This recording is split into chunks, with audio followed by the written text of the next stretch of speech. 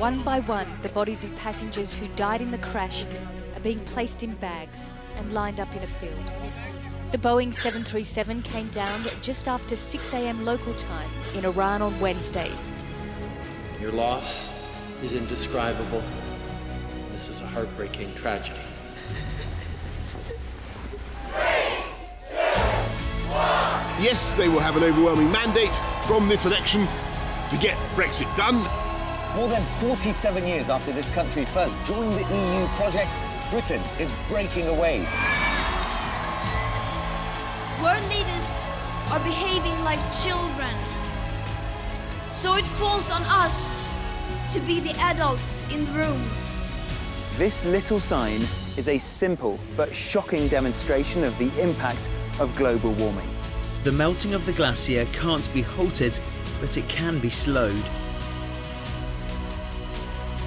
Madrid, Brussels, Barcelona, Salzburg, Prague, Berlin and Munich.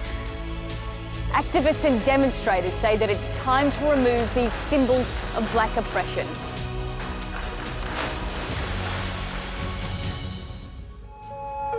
More terror attacks in France linked to radical Islamism. The attack that provoked most outrage was the beheading of Samuel Paty.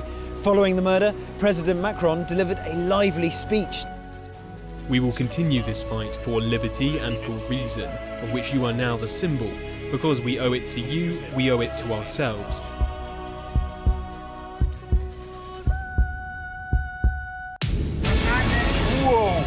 Hundreds of thousands of Beirut residents are now homeless.